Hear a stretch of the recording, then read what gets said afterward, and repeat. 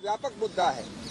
ये सिर्फ एक व्यक्ति या व्यक्ति विशेष या पार्टी विशेष का मुद्दा नहीं है। ये मुद्दा आयोग के तीनों नवगठित चुनाव आयोग और उनके सभी अफसर थे। मैं संक्षिप्त में बता दूं आपको कि हमने क्या कहा।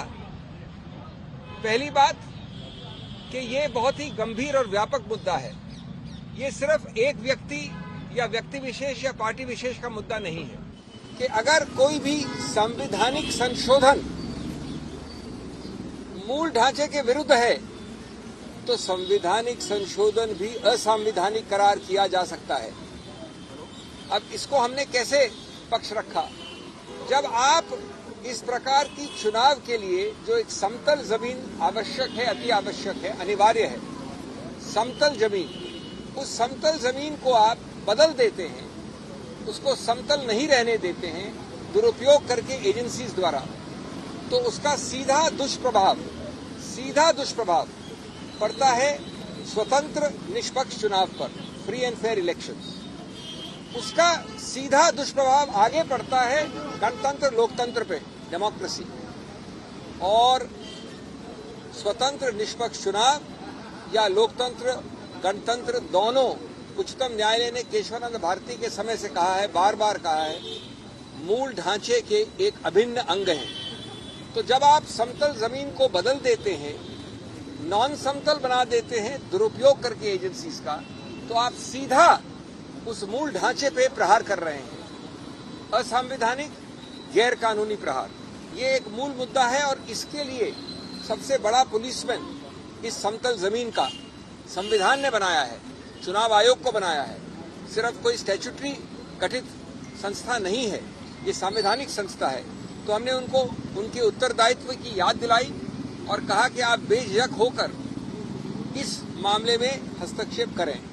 दूसरा पहलू हमने बड़ा रोचक रखा उनके सामने। हमने उदाहरण तो दिए, अभी मैं 2-3 दूंगा। स्वतंत्र भारत के 75 वर्ष के इतिहास में कई सरकारें आई हैं। उसका रंग ये भी हो सकता है, ये भी हो सकता है, ये भी हो सकता है। इसी सत्तारूढ़ पार्टी की सरकारें पहले आई हैं, लेकिन 75 वर्ष में कभी भी चुनाव के बिल्कुल शुरू में, चुनाव के आसपास एजेंसीज का दुरुपयोग ऐसे कभी नहीं हुआ। 75 वर्ष में पहली बार एक पदासीन मुख्यमंत्री को कल रात को गिरफ्तार किया गया, पहली बार। कुछ हफ्तों पहले एक मुख्यमंत्री को मजबूर करके हटा के उसको गिरफ्तार किया गया। विपक्ष की बहुत बड़ी पार्टी, 125 साल से ज्यादा पुरानी पार्टी कांग्रेस के 94, 95, 96 के अकाउंट्स के विषय में 150 करोड़ से ज्यादा फ्रीज हुआ है। हमारे माननीय कांग्रेस अध्यक्ष, पूर्व कांग्रेस अध्यक्षा, सबने अभी आपके समक्ष 2 दिन पहले इस पर प्रेस कॉन्फ्रेंस भी की है। अभी हमको बता रहे हमारे मित्र लेफ्ट के, येचुरी जी खड़े मेरे साथ, उनको भी वैसे ही नोटिस आए हैं। तीसरा पहलू, हमने एक सूची दी 11 और हाल के रीसेंट उदाहरण।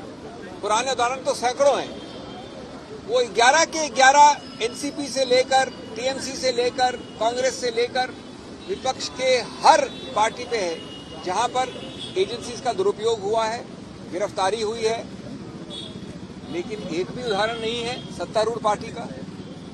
ये कौन सी जादुई पुड़िया खाई है सत्तारूढ़ पार्टी ने कि हर अच्छाई वहां है, हर बुराई यहां है?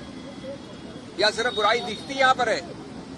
अगर बुराई वहां है तो दिखती नहीं है। वॉशिंग मशीन का तो उदाहरण आपने बहुत सुन लिया है। लेकिन ये समतल जमीन की मूल ढांचे को प्रहार करता है।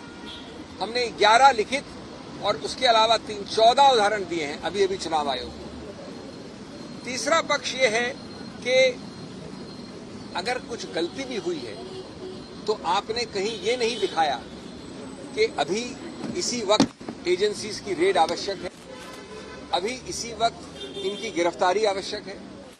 अरे भाई, अगर कोई नोटिस या कोई कार्रवाई 2023 से चल रही है तो आप 2 महीने और नहीं रुक सकते?